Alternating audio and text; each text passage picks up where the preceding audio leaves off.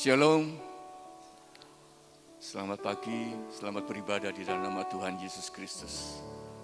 Sungguh saat-saat seperti ini adalah saat yang terindah, di mana kita boleh berada di dalam hadirat Tuhan untuk sujud, memuji dan menyembah Tuhan.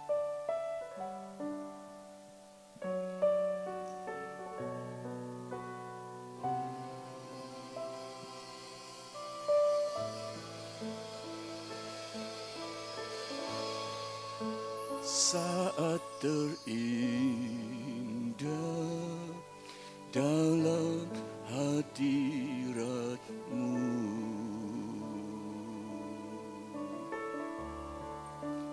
rasakan kasih dan anugerah-Mu Tuhan, mengalir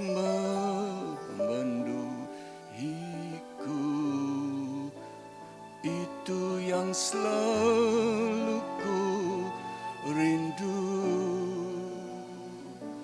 memuji menyembah-Mu, oh Tuhan.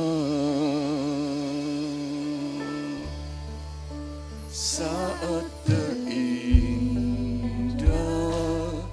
dalam hadirat-Mu,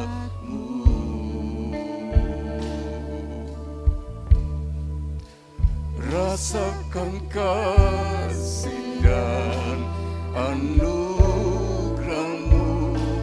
Tuhan,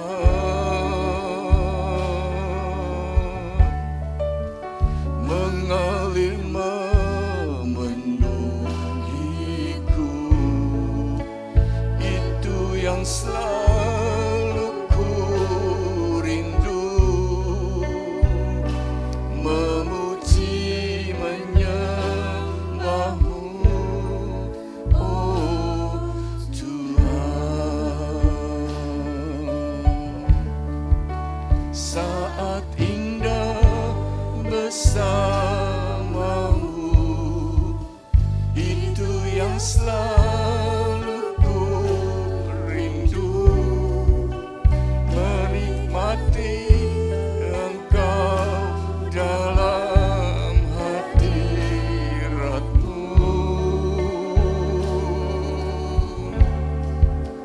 Kaulah dambaan hidupku, Kaulah satu di hatiku, ku ingin Kau lebih dari segalanya. Mari katakan, saat terindah, saat terindah dalam hadirat-Mu. Saat terindah adalah di dalam hadirat Tuhan, di mana kita boleh merasakan hadirat-Nya, kasih dan anugerah-Nya. Tuhan, mengalir memenuhiku, itu yang selalu ku rindu, memuji menyembah-Mu, oh Tuhan. Saat terindah dalam hadirat-Mu,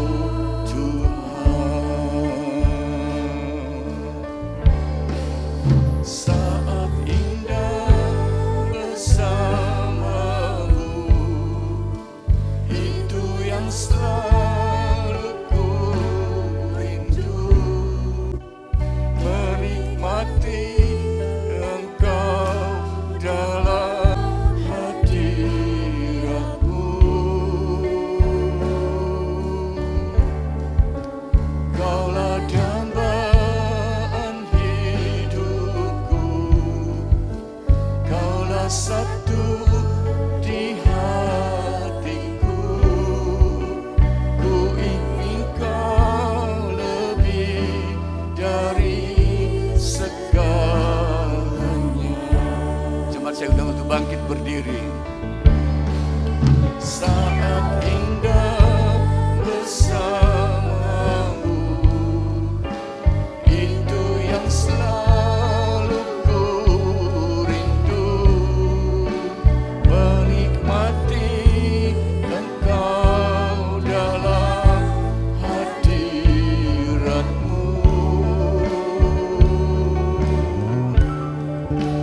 Kaulah dambaan hidupku, Kaulah satu di hatiku. Ku ingin Kau lebih dari segalanya.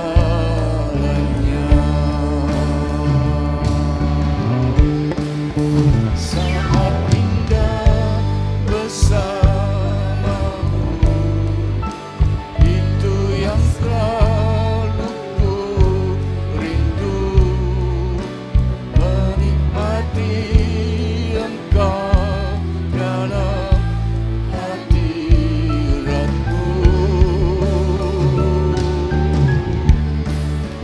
Kaulah dambaan hidupku, Kaulah satu di hatiku. Ku ingin Kau lebih dari segalanya.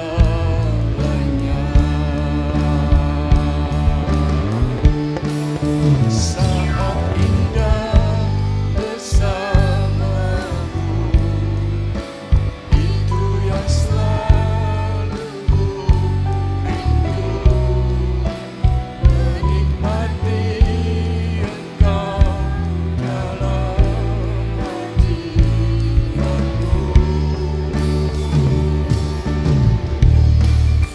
Kaulah dambaan hidupku, Kaulah satu di hatiku.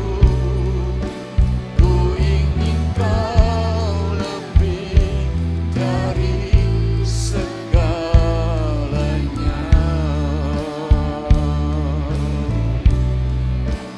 Ku ingin Kau lebih dari segalanya.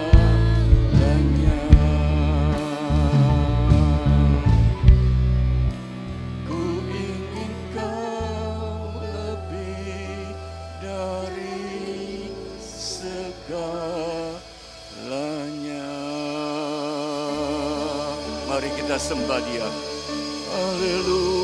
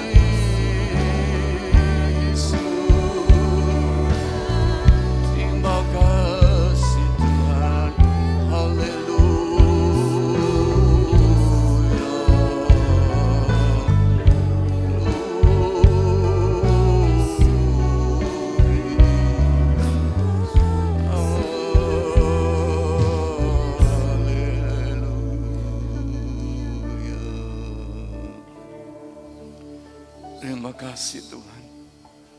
Terima kasih buat kesempatan pagi hari ini Tuhan. Kalau Tuhan masih memberikan kami kesempatan untuk datang di dalam bait-Mu, hati kami rindu untuk memuji dan menyembah-Mu Tuhan. Karena Engkau Allah yang amat baik Tuhan. Engkau memberikan nyawa-Mu ganti kami Tuhan. Bukan karena kami layak, tapi karena Engkau begitu mengasihi kami Tuhan. Terima kasih Tuhan, terima kasih. Terima kasih buat pagi hari ini Tuhan. Buat perpanjangan umur, buat kesehatan dan kekuatan yang Tuhan berikan bagi kami. Sehingga pagi ini kami boleh berada dalam bait-Mu. Tidak lain hanya untuk mengucap syukur, memuji dan menyembah-Mu Tuhan. Terima kasih Tuhan, terima kasih.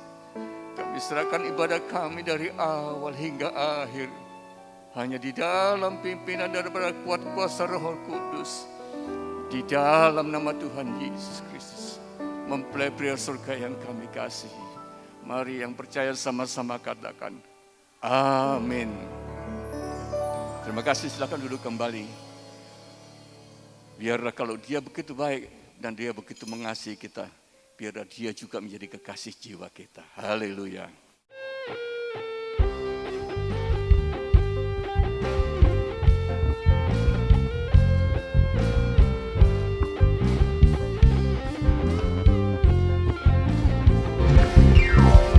Jiwaku sungguh percaya padamu, karena kasih-Mu padaku, Kau tebus dosaku.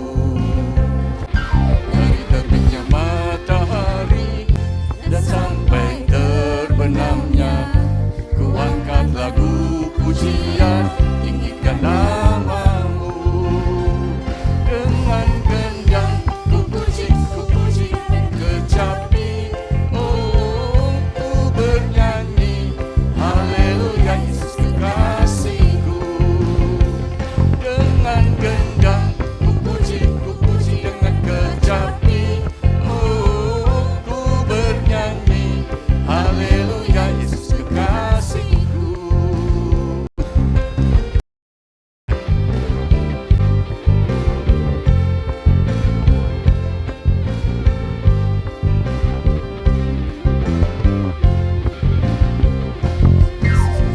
Jiwaku sungguh percaya padamu, karena kasih-Mu padaku, Kau tebus dosaku.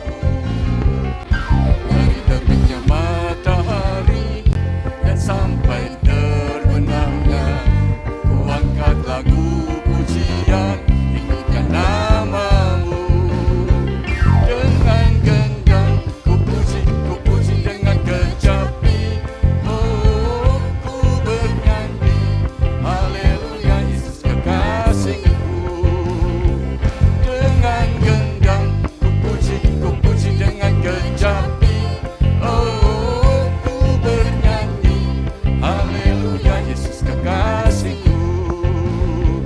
Dengan gendang ku puji dengan kecapi, oh ku bernyanyi, haleluya Yesus kekasihku. Kita bangkit berdiri saudara. Haleluya, Yesuslah kekasih jiwa kita. Haleluya.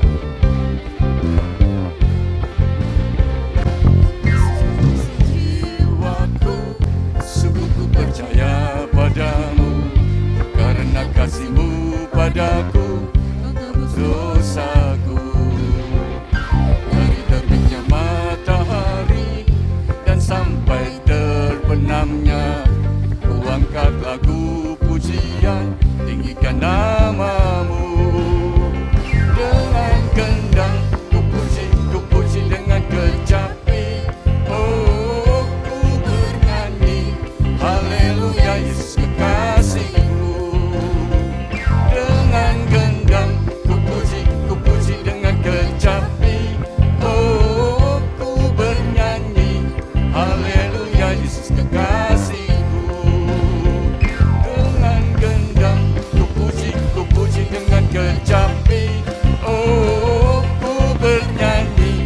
Haleluya Yesus kekasihku.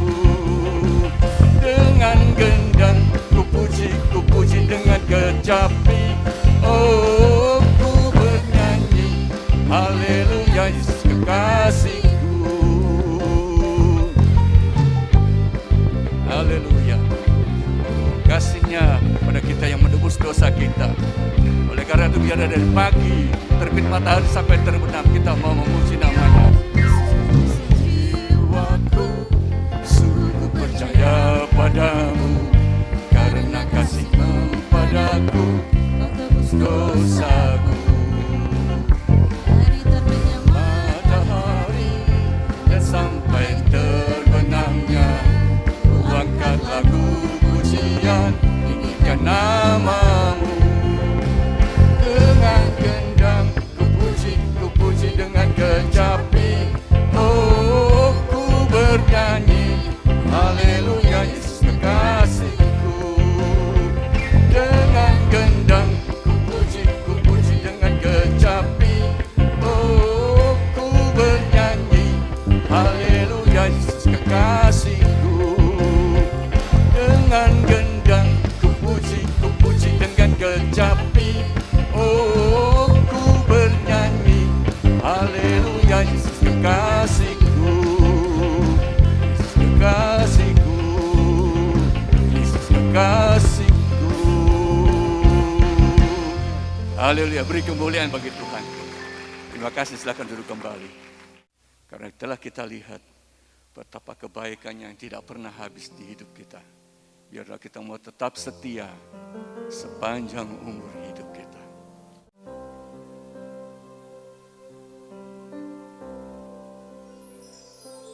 Telah kulihat kebaikan-Mu yang tak pernah habis di hidupku.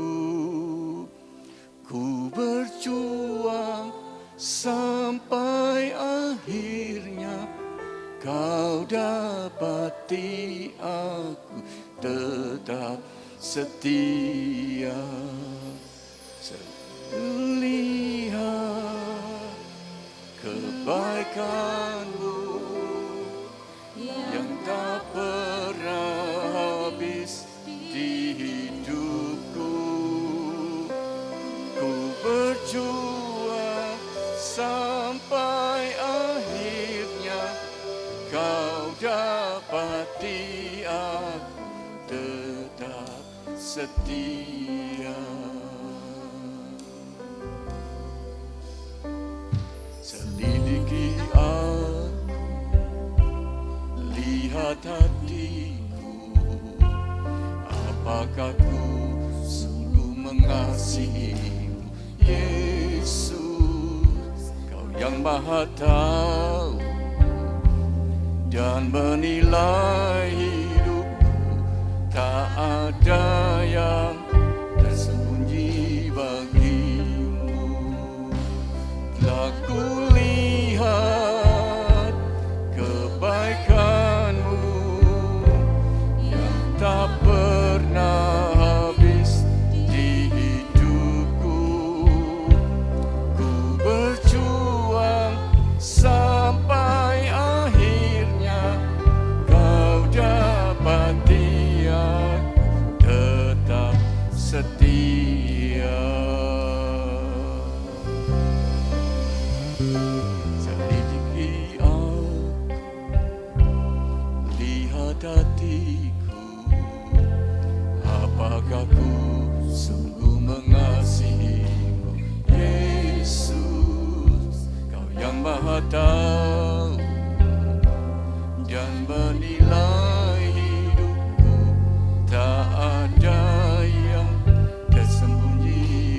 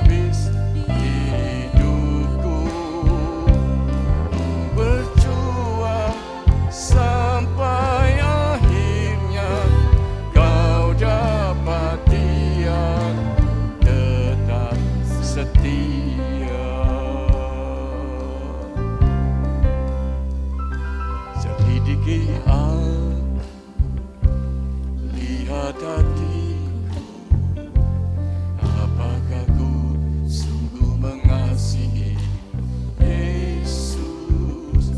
Kau yang Maha tahu dan menilai hidupku, tak ada yang tersembunyi bagiku. Telah kulihat kebaikan-Mu yang tak pernah habis di hidupku. Ku berjuang sampai akhirnya Kau dapati aku tetap setia. Telah kulihat kebaikan-Mu yang tak pernah habis di hidupku. Ku berjuang sampai akhirnya Kau dapati aku tetap setia. Telah kulihat kebaikan-Mu yang tak pernah habis di hidupku. Ku berjuang sampai akhirnya Kau dapati aku tetap setia. Kau dapati aku tetap setia. Kau dapati aku tetap setia. Haleluya. Kalau Tuhan Yesus begitu setia kepada kita, Dia tidak pernah meninggalkan kita. Biarlah kita mau juga berjuang untuk kita boleh tetap setia kepada Tuhan sampai pada akhir hidup kita, sampai pada tarikan nafas kita yang terakhir. Karena dalam setiap hidup kita, dalam setiap tarikan nafas yang kita hirup setiap hari, di situ ada anugerah Tuhan yang amat besar. Saat-saat di mana kita bisa boleh berada di dalam rumah Tuhan, kita boleh menjadi saat-saat kita boleh merasakan hadirat Tuhan.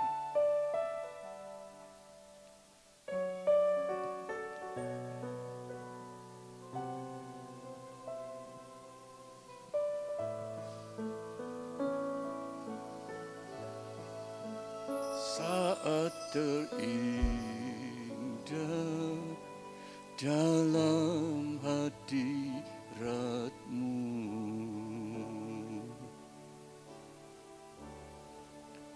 rasakan kasih dan anugerah-Mu Tuhan. Mengalir memenuhiku, itu yang selalu ku rindu. Memuji menyembah-Mu, oh Tuhan. Katakan saat terindah dalam hadirat-Mu, saat terindah dalam hadirat-Mu. Di situ kita boleh merasakan kasih dan anugerah-Nya. Rasakan kasih dan anugerah-Mu Tuhan.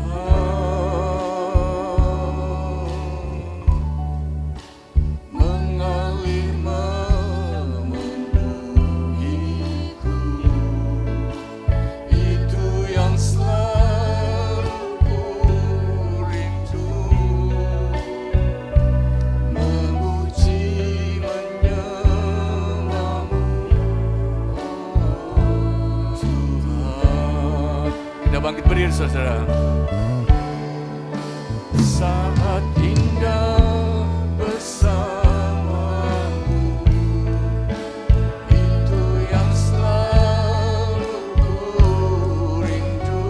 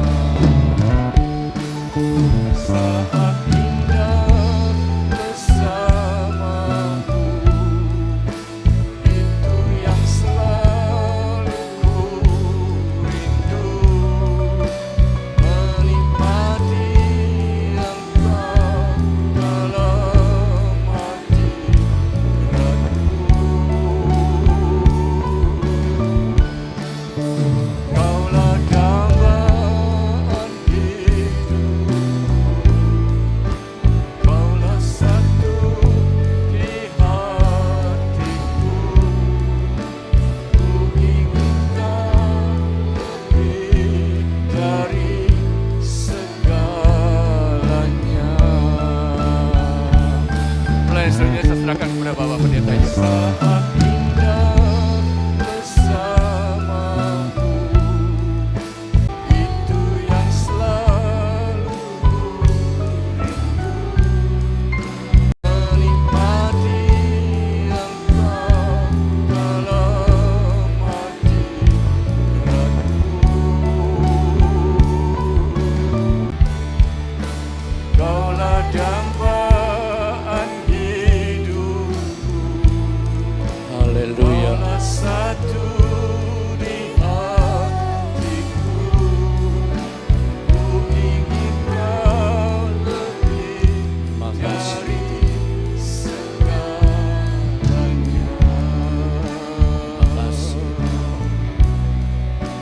Ku ingin kau lebih dari segalanya.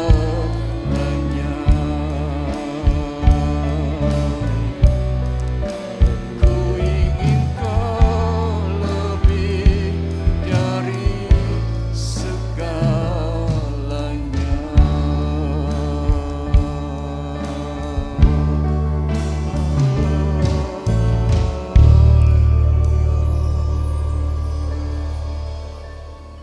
Kami membuka hati kami, ya Tuhan, buat firman-Mu.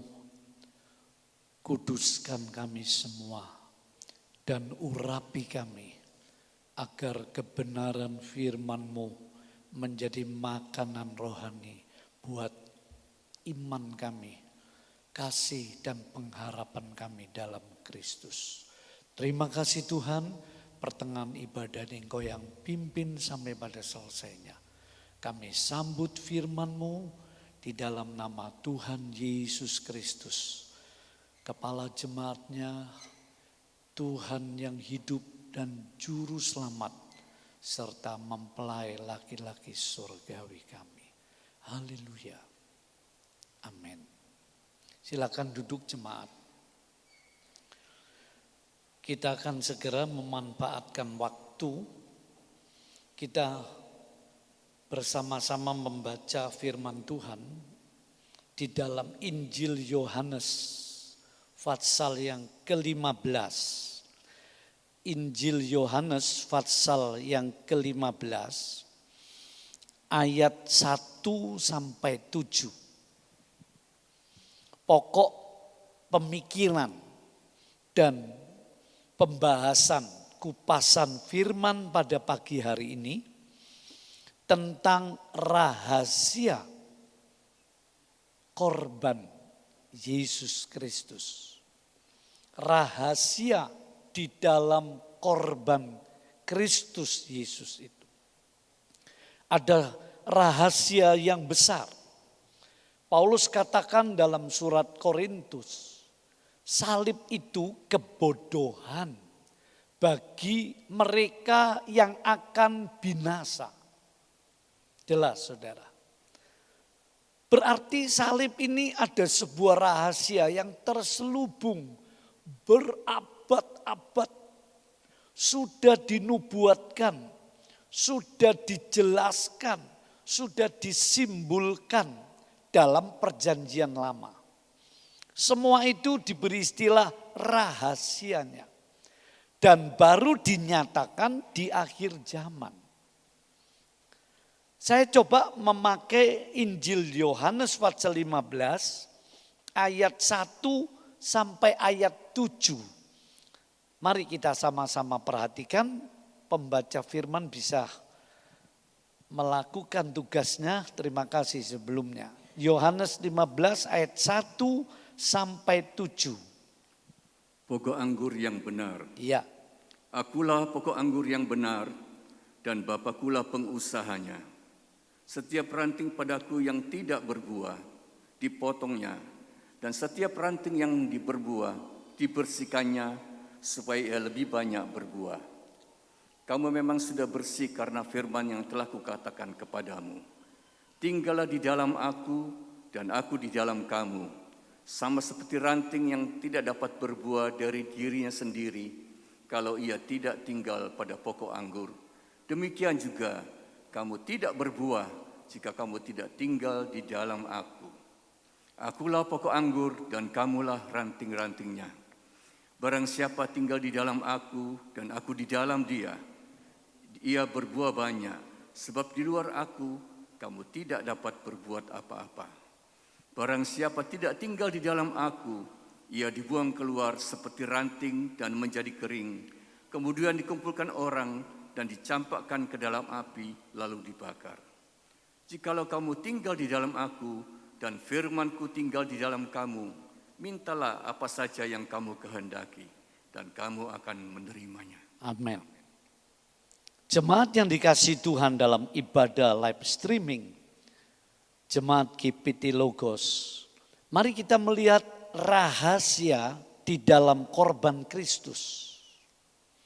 Di sini dijelaskan, akulah pokok anggur yang benar.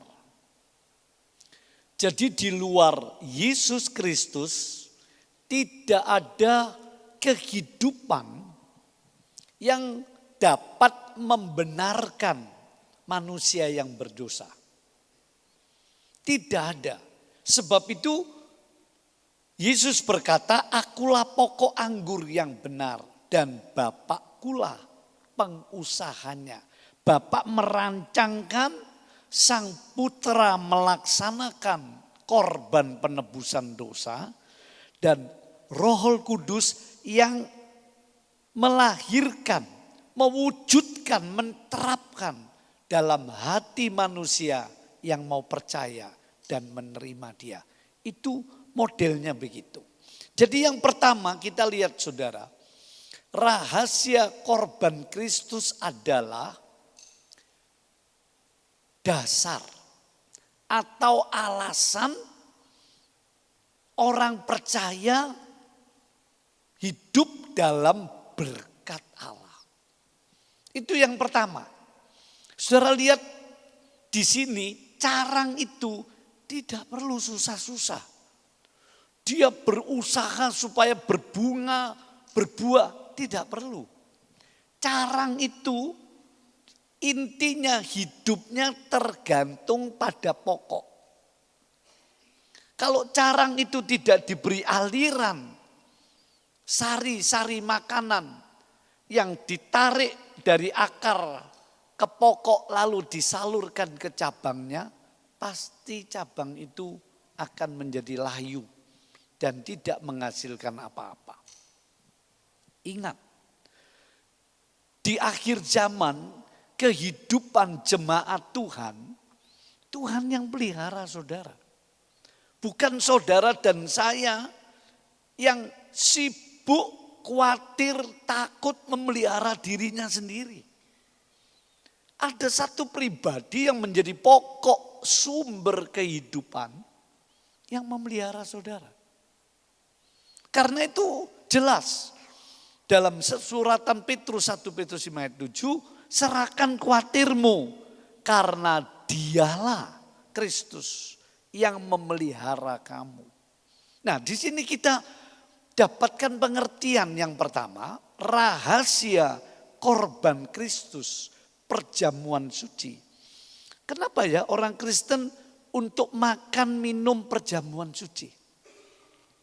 Selain Kristus memberi pesan, ya. Jadi perjamuan suci ini bukan cuma seremonial, bukan cuma sebuah sakramen kudus, tapi ada makna yang mendalam, saudara. Kristus memberi contoh dan Dia berkata, ambillah, makanlah, inilah tubuhku, inilah darahku. Masih jadi perdebatan, apa roti, anggur itu betul-betul tubuh darah Kristus? Tapi kalau melihat dalam Yohanes pasal 6, inilah tubuhku, inilah darahku. Tidak berkata ini simbol. Tapi saudara lihat, waktu Adam Hawa jatuh dalam dosa, Tuhan Allah mengusir dari Taman Eden, dari Firdaus. Lalu tujuannya begini. Allah berkata, manusia telah makan pohon yang dilarang. Pohon pengetahuan baik dan jahat. Dulu manusia cuma tahu pikiran baik, tidak tahu pikiran jahat. Itu sebab mereka jangan makan pohon kehidupan. Nah, pohon kehidupan ini saudaraku sesungguhnya adalah Yesus Kristus. Akulah roti yang hidup yang turun dari surga. Roti bicara makanan. Jadi kalau kita makan firman dan perjamuan suci, kita itu makan kehidupan. Seperti pohon kehidupan yang tadinya nggak boleh dimakan. Kenapa nggak disimbolkan aja cuma peringatan, nggak usah perjamuan suci? Sebab makan minum perjamuan suci ini supaya berkat Allah itu menjadi nyata dalam kehidupan umatnya. Nah, ini sebuah rahasia. Karena itu Yohanes pasal 15, akulah pokok anggur, pokoknya. Sehingga melalui korban Kristus, saudara dan saya mendapat alasan, mendapat dasar untuk menerima berkat-berkat Allah. Begitu rupa. Ayo kita baca dulu dengan cepat. 2 Korintus 5 ayat 21. 2 Korintus pasal 5 ayat 21. Mari kita perhatikan. 2 Korintus 5 ayat 21. Ya. Dia yang tidak mengenal dosa telah dibuatnya menjadi dosa karena kita. Telah dijadikan dosa karena kita. Ya. Supaya di dalam Dia kita dibenarkan oleh Allah. Nah, ini berkat rohani. Ini berkat keselamatan yang pasti. Yesaya pasal 53, saudara bisa baca di rumah, itu jelas. Karena pemberontakan kita, kejahatan kita, penyakit kita, Yesus harus menanggung hukuman, murka Allah. Sehingga dalam 4 Injil, Matius, Markus, Lukas, Yohanes, Yesus menjelaskan 7 katanya di kayu salib. Salah satu perkataannya, sudah genap. Sudah selesai. Kutuk karena dosa. Murka Allah karena dosa. Penderitaan manusia karena dosa. Singkatnya, enggak ada berkat lagi. Adam, karena kamu tidak taat berdosa, terkutuklah bumi ini. Sejak itu saudara, manusia hidup dari jerih lelah. Ini secara umum. Kalau manusia enggak mau jerih lelah, enggak dapat berkat untuk nasibnya di dunia ini. Makanya orang yang bukan anak Tuhan bisa sukses, bisa berprestasi, bisa kaya raya, macam-macam. Salah satunya karena dia kerja keras. Kenapa orang Kristen hidup biasa-biasa? Mungkin dia kurang kerja keras, kurang belajar yang sungguh, kurang pengetahuan, kurang relasi, kurang jujur, kurang setia, kurang inovatif. Nah, yang kedua lebih jauh, saudara, berkat Allah itu karena ibadah. Kitab Keluaran, berbuatlah bakti. Maka aku akan mencukupi roti dan anggurmu, penyakitku lalukan. Jadi ibadah itu mengandung berkat Allah begitu banyak. Sampai Paulus berkata, senam bagi tubuh sedikit gunanya, bukan tidak berguna, sedikit. Tapi ibadah itu berguna dalam segala sesuatu, dalam surat Timotiusnya. Untuk kehidupan yang sekarang maupun kehidupan yang akan datang. Jadi tidak bijaksana kalau orang Kristen enggak setia ibadah. Karena ibadah itu sumber berkat, saudara. Itu untuk umat perjanjian lama. Makanya orang Yahudi, wah kalau ibadah enggak main-main, saudara. Detail banget, perfect banget. Mau Sabtu ibadah Jumat, dia sudah persiapan. Akhir-akhir ini, saudara, ada saudara-saudara kita yang beragama Islam, itu ibadahnya Jumat. Hari Jumat itu menjadi hari penuh berkat. Mereka meyakini begitu. Orang Yahudi Sabtu itu hari penuh berkat. Orang Kristen Minggu itu hari penuh berkat. Tapi belakangan ada keinginan Kamis dijadikan hari penuh berkat untuk agama baru. Saudara mungkin belum dengar. Agama baru. Semua nanti mau dilebur jadi satu di sini. Kamis. Ya. Wah, ini ceritanya nanti panjang. Saya kembali, jadi masing-masing ada yang nekankan dimulai dari orang Yahudi Sabtu. Wah, enggak mau diganggu gugat. Orang Islam Jumat, orang Kristen Minggu karena kebangkitan Kristus. Ini muncul lagi satu, Kamis. Nah, saudaraku, intinya memang ibadah itu diyakini menjadi sumber berkat. Tapi dalam perjanjian baru bagi orang percaya, bagi umat Kristus, bagi jemaatnya, sumber berkat itu dari korbannya, bukan hari ibadah lagi. Ibadah itu merupakan ekspresi saudara menghargai korban Kristus. Sekali lagi, ibadah itu membuktikan saudara percaya, menghargai, setia terhadap pengorbanan Kristus. Saudara enggak mengkhianati. Saudara dan saya tidak menganggap remeh. Karena orang Kristen bisa beribadah, itu karena korban Kristus. Kalau tidak ada darah Yesus yang ditumpahkan, saudara dan saya enggak pernah bisa layak memanggil namanya. Memuji namanya, enggak bisa. Kita ini bangsa kafir asalnya. Ya kalau Israel. Ya kalau orang Yahudi memang dari Abraham secara lahiriah. Kita dari Abraham melalui Kristus. Diumpamakan seperti bintang di langit, bukan pasir di pantai. Kalau pasir di pantai itu dari Sarah dan Hagar. Bisa paham kita bukan?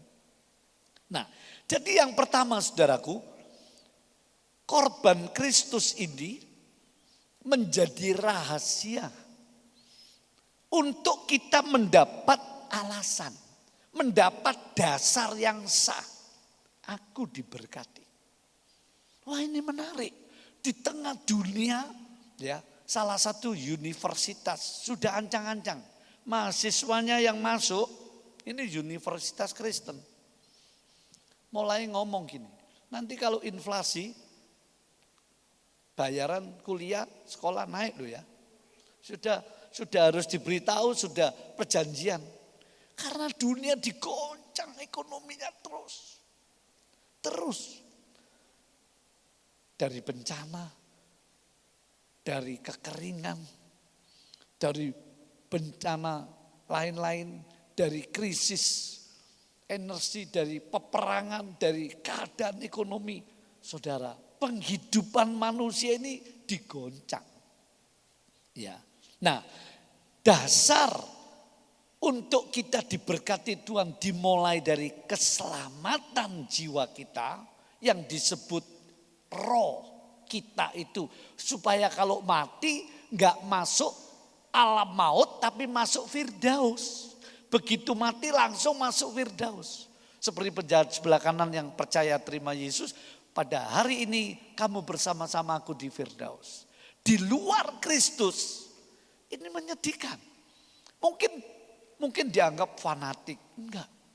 Nanti akan dibuktikan kalau sudah mati. Di luar Kristus tidak ada penebusan. Rahasianya untuk diberkati keselamatan ini dari mana? Perbuatannya sendiri sungguh enggak bisa. Nah, saudaraku, tadi ayat berkata, dia yang tidak berdosa, Yesus lahir, hidup tanpa dosa. Dijadikan dosa karena kita. Nah, ini jadi dasar bukan? Berkat apa? Keselamatan. Coba dibaca lagi, 2 Korintus pasal 8 ayat 9. Berkat keselamatan sampai berkat-berkat yang lain, saudara. Yang disimbolkan dengan kalimat seperti ini. 2 Korintus pasal 8 ayat yang ke-9. Silakan. Karena kamu telah mengenal kasih karunia Tuhan kita Yesus Kristus. Nah, ya. Bahwa ia yang oleh karena kamu menjadi miskin sekalipun ia kaya. Ia menjadi miskin karena kamu. Ada yang menafsir ini bukan soal berkat jasmani. Saya pikir enggak juga ini, mengandung berkat jasmani. Karena apa? Waktu Yesus disalib, ditelanjangi saudara, pakaiannya, jubahnya diambil oleh perwira-perwira Romawi.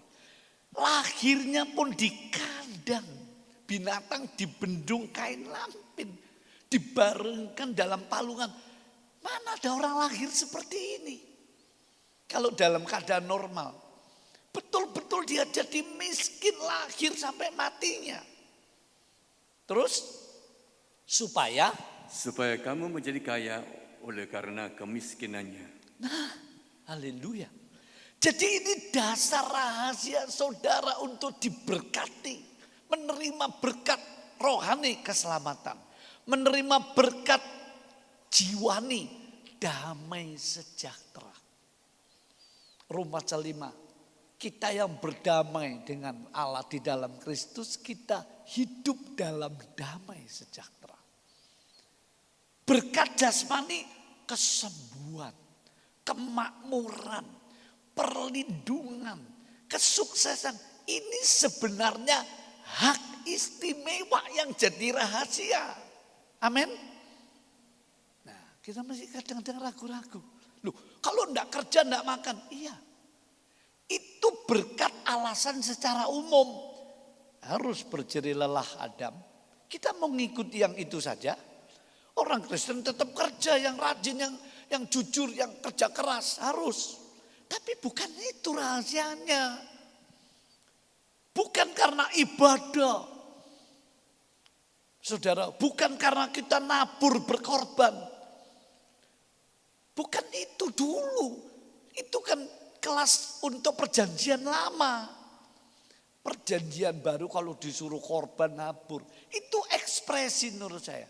Kalau enggak ada korban Kristus jangan harap. Kita cuma bisa dapat berkat melalui jerih lelah sama ibadah. Di luar anak Tuhan mereka ya ibadah, ya diberkati loh. Dari siapa berkatnya itu? Tapi untuk anak Tuhan, nah ini loh, ada rahasia. Bukan jerih lelahmu, makanya Salomo berkata, berkat Tuhanlah yang menjadikan kaya. Jerih lelah enggak menambah loh, aneh-aneh loh. Apa orang Kristen enggak perlu jerih lelah, malas-malasan, lalu berkat datang, uang datang, order datang. Bukan begitu. Saudara boleh banting tulang kalau enggak karena imanmu pada korban Kristus ini yang membuka berkat. Mulai sekarang berubah mindset kita.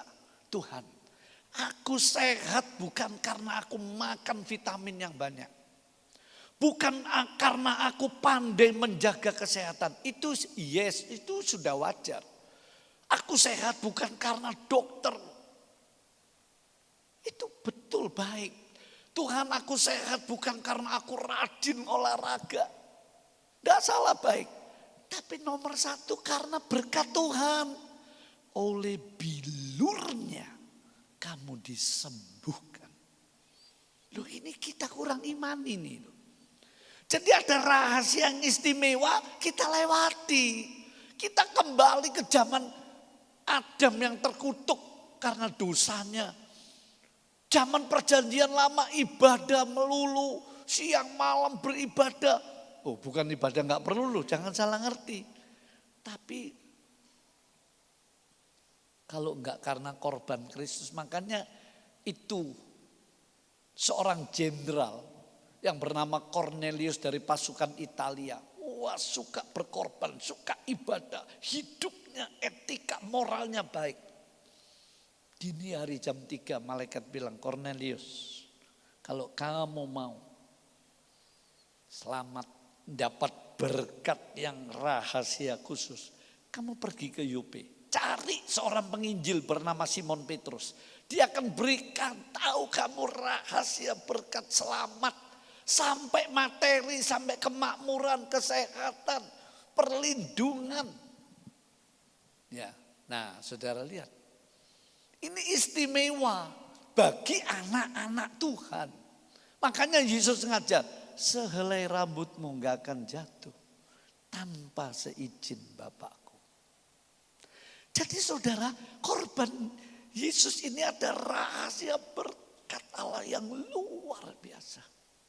Mulai sekarang Tuhan, aku diberkati karena penebusanmu. Kerja keras, koneksi, sekolah yang pinter. Bukan itu melulu dasarnya. Tapi korban Kristus bagi orang percaya. Sebab 2 ayat masih banyak ayat yang lain. Dia yang kaya rela menjadi miskin. Supaya kamu yang miskin, miskin apa? Miskin damai, miskin kebaikan, miskin kekudusan, miskin kemakmuran, kesuksesan. Supaya kamu menjadi kaya, kebenaran, kemurahan, kesucian, pengampunan, macam-macam komplit. Enggak perlu ditambahin lagi. Bayangkan saudara, setiap kali saudara pegang. Karena itu ada orang pakai perjamuan suci supaya usahanya diberkati. Darah Yesus, sampai begitu rupa seakan-akan jadi jimat. Bukan oleh imanmu, bukan oleh proses ini, imanmu pada korbannya. Seringkali kita masih mengandalkan kekuatan sendiri. Makanya Yeremia 17, terkutuklah. Enggak diberkati orang yang mengandalkan kekuatan sendiri. Mengandalkan berharap manusia. Sedikit saya teringat Israel itu kalau diserang, nanti saya jelaskan kalau waktu memungkinkan ya. Itu flash di saya katanya kena virus. Ya sudah, bagian LCD menyimpan peta zaman. Kalau menyimpan di sini dulu saya pernah coba dicari begitu ya. Terima kasih.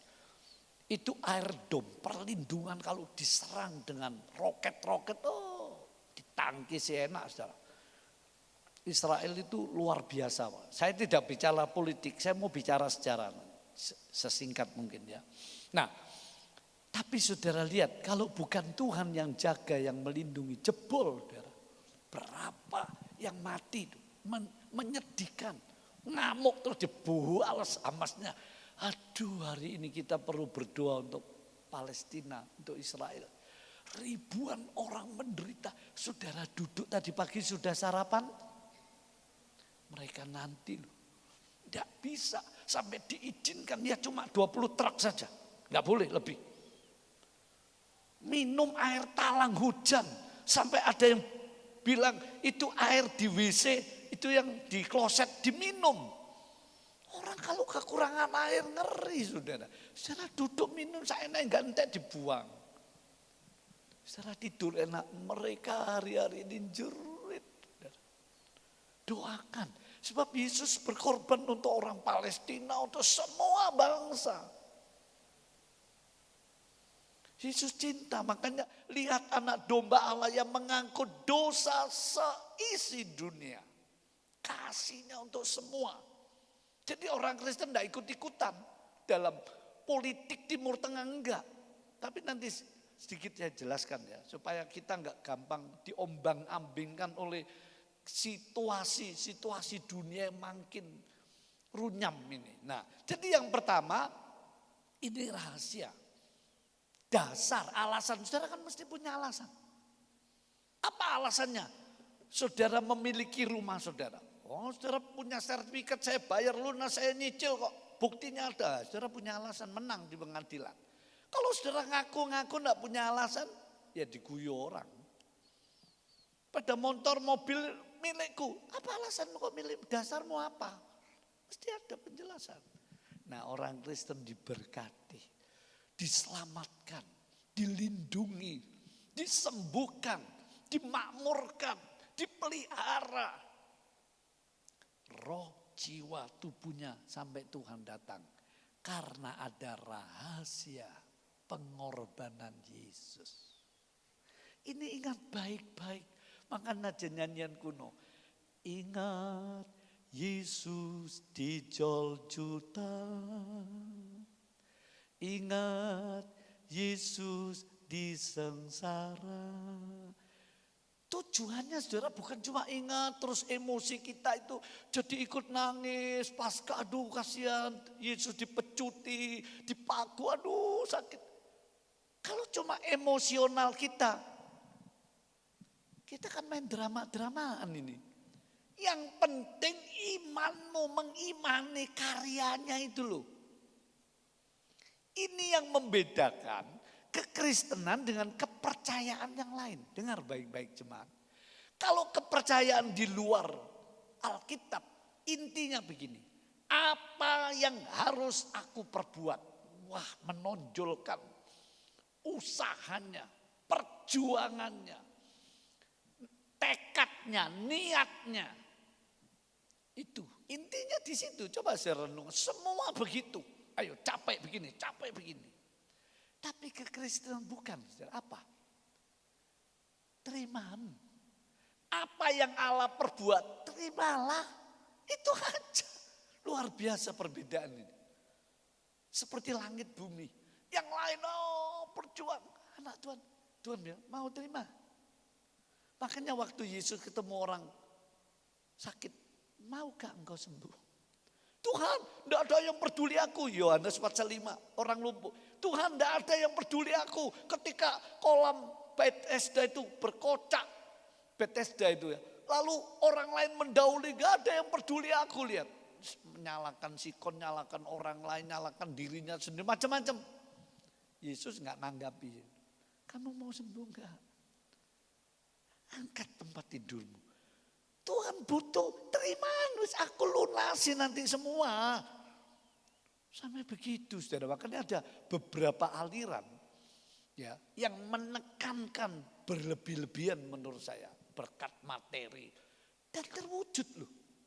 Iman mereka iman yang besar-besar. Minta materi, minta kesuksesan, minta. Loh, memang Tuhan sudah lakukan kok. Dia tinggal terima. Soal nanti motifnya hanya berhenti di situ, itu urusan lain. Paham saudaraku? Nah, mari kita seimbang. Sebab itu 2 ayat tadi toh. Satu tentang kamu dibenarkan. Dia yang tidak berdosa dijadikan dosa. Supaya kamu dibenarkan di hadapan Allah. Ini berkat rohani. Yang satu, dia yang kaya jadi miskin. Ini rohani, jiwani sampai jasmani. Komplit. Tergantung iman kita. Tuhan kalau melihat iman, sepertinya saya pakai istilah Tuhan itu, ya pasti, ya wis ya. Kecuali dia memang punya rencana, biasanya diberitahu. Itu sudah menjadi kegenapannya rahasia. Karena itu sekarang, kalau saudara bekerja, omong gini, Tuhan, aku sukses. Bukan karena kenalanku banyak. Tuhan aku diberkati bukan karena aku pinter.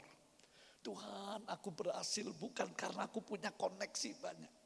Tuhan aku diberkati karena engkau telah menyelesaikan semua dasar berkat buat hidupku. Amin. Amin. Ayo beri kemuliaan bagi Tuhan. Jadilah seperti imanmu. Jadi seperti imanmu. Itu dasar Alkitab loh. Bukan pendapat saya. Kalau saudara nggak percaya, setengah-setengah percaya, ya berkatnya mungkin cuma netes. Ayo mulai sekarang. Di tengah situasi yang tidak menentu. Gak mungkin ya. Oh sulit. Ayo wis. Imani Tuhan engkau telah lunasi semua. Kutuk engkau tanggung supaya berkat itu datang dalam hidupku.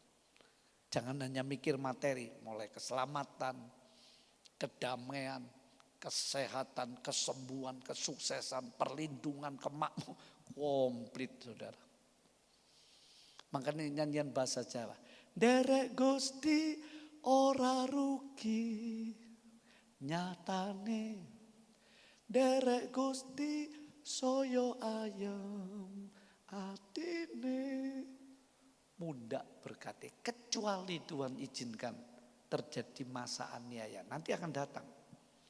Nah, di situ kita diberkati dengan kekuatan. Saya baca beberapa buku martir-martir Kristen, orang yang teraniaya sampai mati karena Kristus.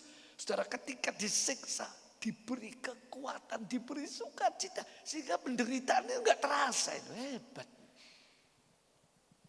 Ya, itu yang pertama. Yang kedua, saudaraku.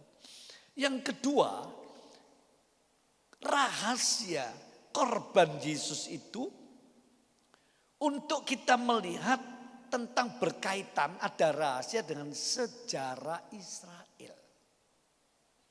Ketemu enggak ya peta zaman? Ketemu? Tolong ya, bisa. Saya coba singkat. Nah, ini butuh perhatian. Waktu saya terbatas menjelaskan ini kan panjang lebar. Tapi sekarang ini jadi viral, saudara. Jadi pertanyaan banyak. Hamas, Israel, ini itu. Dunia diambang. Pertempuran sampai diserukan damai-damai. Kita jangan ngutuki Israel, jangan ngutuki Hamas, jangan ngutuki Palestina. Terus gak usah kutuk-kutukan. Doa, no Tuhan, selamatkan banyak jiwa sebelum Engkau datang. Orang Kristen begitu. Nah, ceritanya begini ya. Bisa? Nah, di sini. Saya mulai di sini aja wis. Ya. Ini zaman Abraham, bisa dibesarkan dikit. Petugas LCD di sumut ya, supaya yang di belakang bisa tahu. Ini peta zaman menolong kita. Ini loh ceritanya, sebelum terjadi Alkitab sudah beritahu semua. Jadi orang Kristen sudah tahu bakal skenario dunia ini kayak apa. Nasib dunia ini kayak, sudah tahu saudara. Jadi nggak diombang-ambingkan berita ini, ditunggangi pikiran politik, kepentingan. Gak perlu orang Kristen. Lihat di sini dulu ya. Di sini zaman Abraham. Abraham itu cikal bakal bangsa Israel. Saudaraku, kenapa Allah memilih Abraham? Kalau saudara lihat dunia sebelum Abraham itu penuh dengan penyembahan berhala. Penuh begitu, ceritanya panjang. Saya punya bukunya setebal ini, asal usul semua agama. Maksudnya bukan ditekankan agama enggak. Dasar filosofinya semua. Nah, di situ. Jadi saudara lihat Abraham ini keluar dari Ur Kasdim. Ya.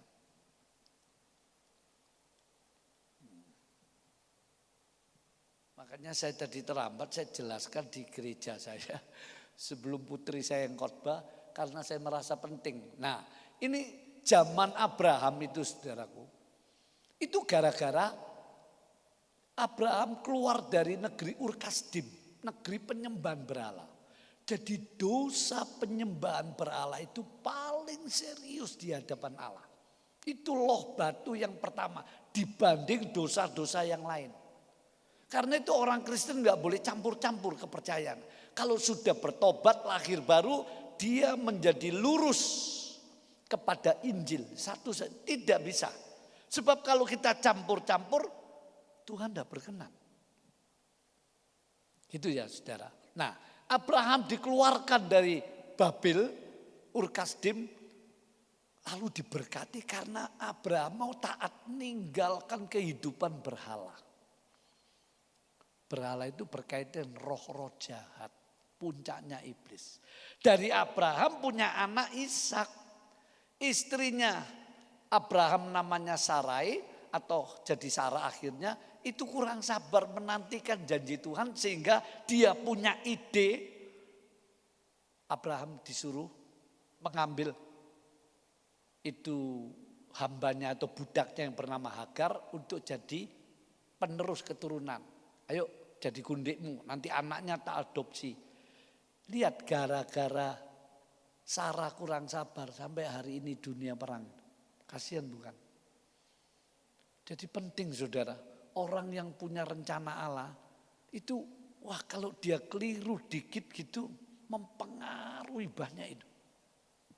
Dari situ lahirlah anak yang namanya Ishak dan Ismail. Kan terus gegeran terus itu sampai hari ini turutannya. Terus dari Ishak lahir itu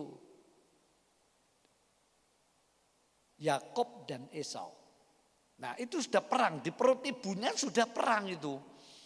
Perang itu terus berjalan saudara. Mulai dari Taman Eden, kepala ular diremukkan, nanti ya ular memangut tumitnya, itu peperangan rohani dalam rencana penebusan yang kekal terus berjalan.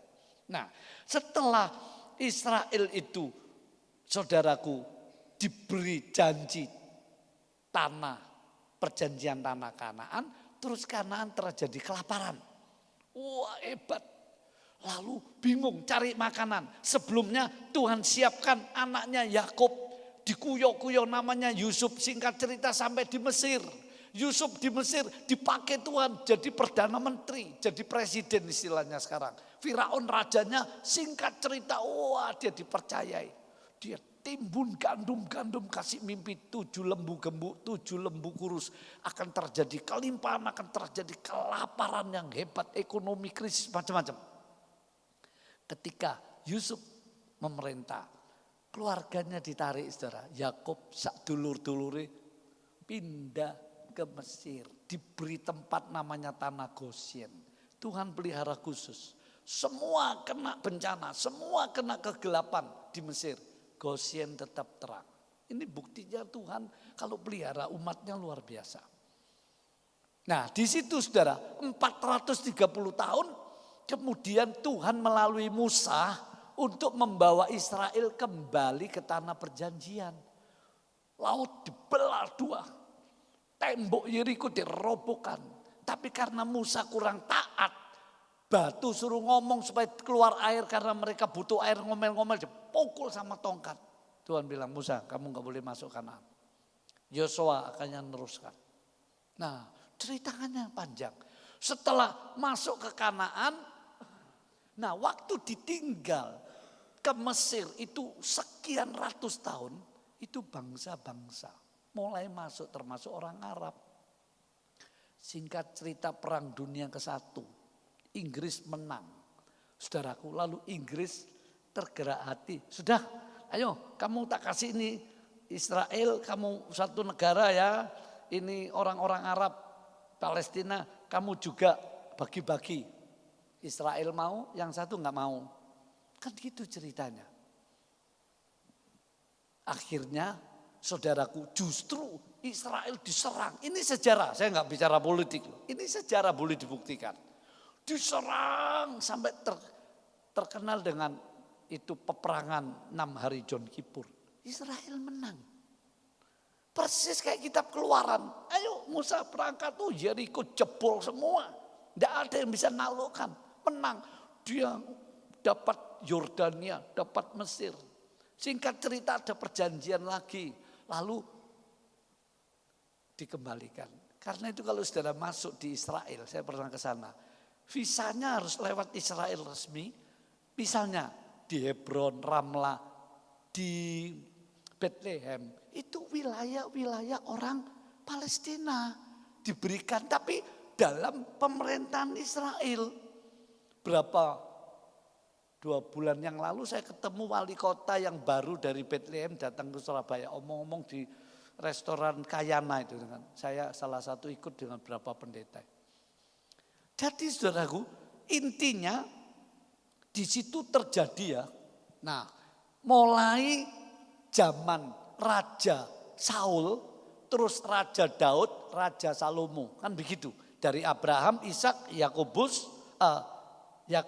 lalu timbul raja, mulai Raja Saul, Raja Daud, Raja Salomo. Nah di situ saudara, terakhir Raja Salomo karena berbagai keadaan ketidaktaatannya Salomo yang ngambil istri-istri yang kafir, lalu dia mati, kerajaannya pecah 2, Yerobiam dan Rehabiam.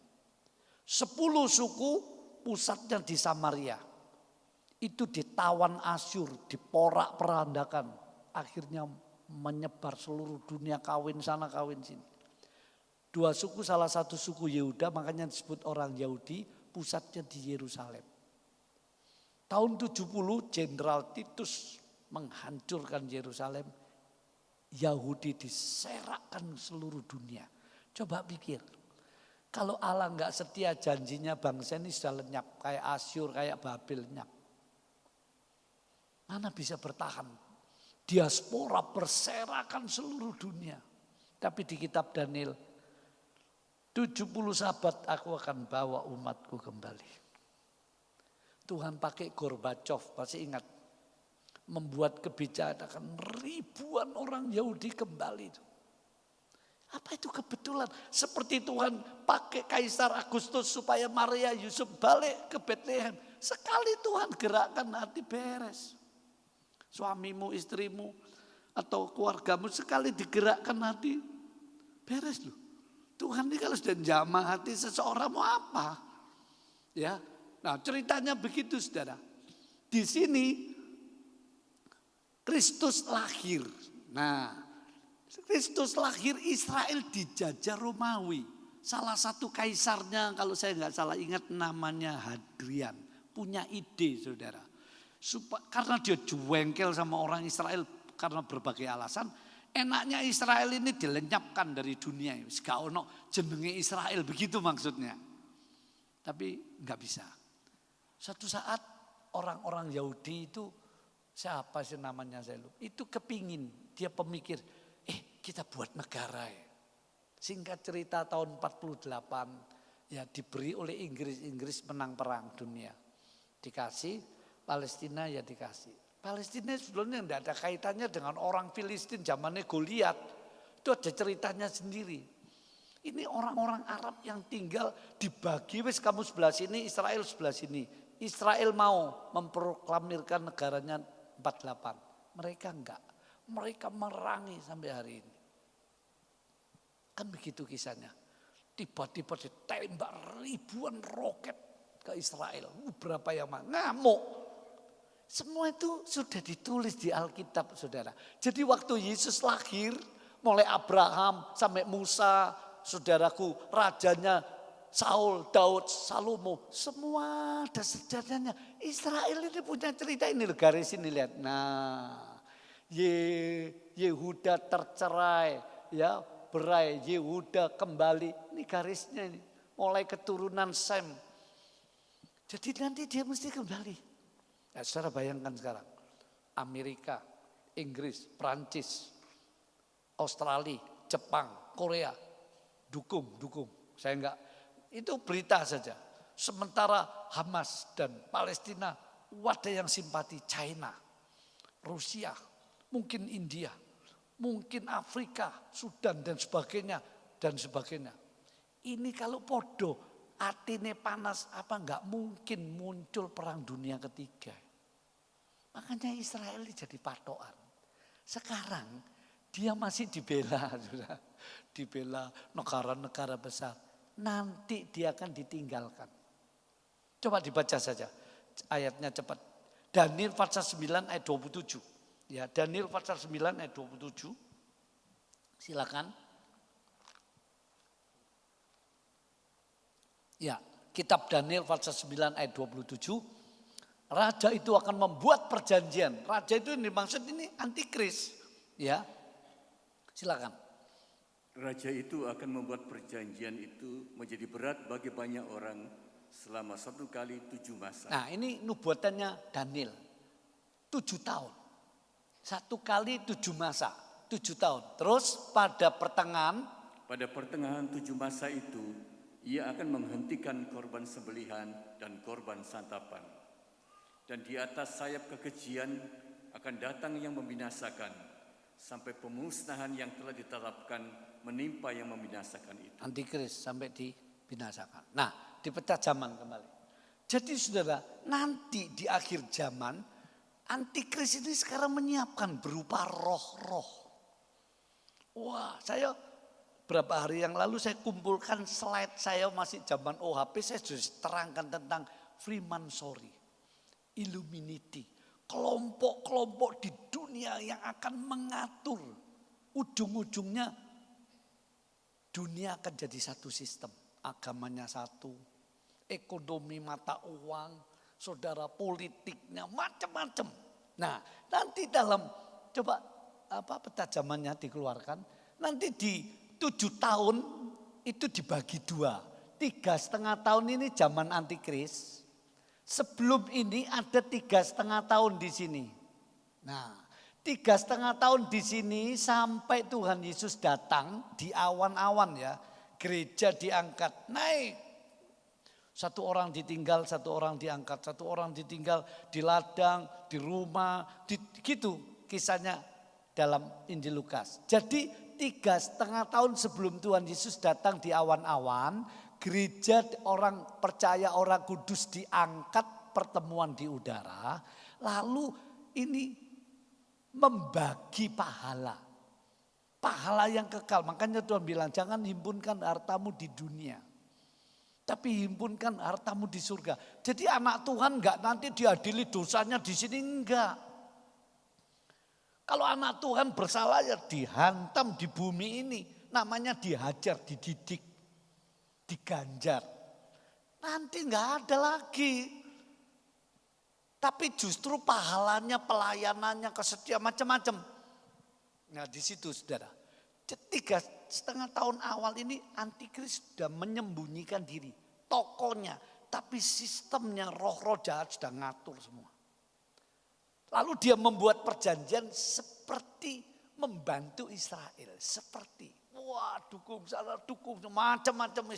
Ditambahi senjatanya, kapal perangnya, kapal selamnya didatangkan. Pada pertengahan nanti itu antikris yang tadinya kelihatan bela Israel, koncoan ya bersahabat itu, dia berbalik perjanjian. Bait Allahnya mulai diinjak-injak. Wahyu pasal 11 ayat 2 dan seterusnya. Sehingga singkat cerita Israel kembali ke peta zaman. Israel ini tidak akan dapat teman lagi saudara. Dia diserang semua. Semua akan membenci. Saudara buktikan nanti khotbah pagi itu ya. Dia akan sendirian. Ditinggal semua. Semua entah karena apa salah pengertian atau karena apa. Israel benar-benar tidak punya lagi daya. Di situ Israel bertobat. Yesus Mesiasku, dia baru percaya. Diduga dari setiap suku 144.000 itu loh. Tiap suku dapat bagian. Itu Israel akan bertobat. Nah, ketika dia menyeru Yesus Kristus, Mesiasku, Tuhan Yesus datang di sini. Kan dunia jadi 3,5 tahun antikris. Anak-anak Tuhan 3,5 tahun pesta kawin anak domba itu mempelainya itu loh. Indah. Jadi Tuhan bilang, penderitaanmu yang sekarang gak sebanding dengan kemuliaan yang akan kamu terima, gak sebanding. Jadi dunia mengerikan di tangan antikris, anak-anak Tuhan yang terangkat masuk dalam pesta kawin anak domba. Begitu Israel sudah kecepit dalam perang yang besar, lalu dia menyeru, Yesus datang. Wow, semua bangsa-bangsa melihat, sekarang kan ada televisi semua. Kakinya menginjak bukit Zaitun. Antikris langsung ditangkap ditangkap di sini dibuang. Nah ini saya. Nah di sini coba dinaikkan, terus dibuang langsung. Jadi neraka ini Gehana, lautan api ini masih kosong saudara. Orang kalau mati di luar Tuhan masuk kerajaan maut. Namanya alam bersah. Masuk di sini, anak Tuhan masuk di Firdaus. Ini dibagi 2 di alam maut itu. Firdaus sama yang di bawah. Nah, Yesus membawa orang percaya kalau mati langsung masuk Firdaus karena kunci alam maut sudah direbut waktu dia mati dan bangkit dari maut. Kan begitu ceritanya yang benar. Jadi ini waktu Tuhan Yesus datang tahap kedua, ya kelihatan di awan-awan turun bersama orang-orang kudusnya, lalu iblis dimasukkan jurang maut 1.000 tahun lamanya. Supaya tidak mengganggu kerajaan Yesus di bumi 1.000 tahun. Namanya milenial. 1.000 tahun damai. Antikris dan nabi palsu semua digiring. Nah, perhatikan ya. Cirinya antikris itu nanti muncul. Ada ciri. Kalau Tuhan Yesus datang itu tiba-tiba. Kalau antikris ada ciri, ada 3. Satu, kemerosotan moral besar-besaran akan menimpa umat manusia. Wis pokoknya tidak ada nilai-nilai. Saudara lihat sekarang ada Alkitab LGBT. Negara-negara mulai ngesahkan macam-macam. Tuhan mengizinkan itu, roh-roh jahat akan merusak moral manusia habis-habisan. 2, kerohanian akan mengalami kemunduran, kesuaman. Seperti 10 anak darah tidur semua. Tidur semua loh. Baik yang pintar, yang bodoh tidur semua. Baca Matius 25. Itu cirinya. Kerohanian akan mengalami kelesuan. Gereja-gereja lalu cari acara gini, acara gitu untuk menghibur. Yang ketiga, penyelewengan doktrin, ajaran yang murni akan dihabisi. Ingat 3 itu. Makanya saya minta kemurahan Tuhan, jangan sampai aku keliru ngajar. Injil yang murni akan digeser nanti saudara. 3 itu sampai antikris muncul, dia membuat satu sistem di dunia. Tapi Tuhan Yesus datang, ditangkap, dibuang ke neraka. Jadi neraka pertama diisi oleh antikris dan nabi-nabi palsu. Masuk sini, iblis di sini. Ini neraka. Lah baru kerajaan damai 1000 tahun Tuhan Yesus memerintah. Oh ceritanya panjang, lu jelaskan gak cukup, seminar berapa kali. Lalu bangsa-bangsa yang Tuhan Yesus datang kedua kali masih hidup, diizinkan itu, mereka hidup 1000 tahun dan sebagainya. Ada dosa, mereka bisa berdosa. Anak Tuhan sudah gak bisa berdosa. Tapi karena Kristus memerintah dengan tongkat besi, praktis tidak bisa. Misalnya mau apa? Mau berzina, mau mencuri. Bisa tahu orang, kamu mau mencuri ya? Bisa baca pikiran. Dia pergi nggak perlu lagi kayak tarik bumi mau ke Jepang kemana. Seluruh bumi cepat karena dia pakai tubuh kebangkitan. Gitu gambang garis besarnya. Dia memerintah bersama Kristus. Baca Matius 19 itu. Petrus berkata, Tuhan apa yang aku terima, aku tinggalkan bapakku, saudaraku. Tuhan bilang siapa yang meninggalkan karena aku dan Injil. Dia akan dapat 100 kali di bumi. Dan memerintah aku di zaman yang baru ini. Makanya waktu makan perjamuan suci Tuhan Yesus bilang, ini terakhir kita makan Paskah sampai kita makan dalam kerajaan Bapakku. Kan jelas itu. Jadi perjamuan suci luar biasa ada kaitannya saudara. Nah ini yang kedua. Sejarah Israel lalu diserang kerajaan Kristus ini dengan umatnya diserang oleh iblis. Iblis diizinkan keluar 1000 tahun. Ya. Lalu dia mempengaruhi bangsa-bangsa yang hidup dalam kerajaan. Kamu jangan maulah ya bersama keluar macam-macam. Kasarnya begitu saya persingkat. Lalu Tuhan turunkan api. Wahyu 29 dari langit. Ini baru kiamat. Setelah kiamat semua kubur-kubur kebangkitan kedua turunkan sedikit.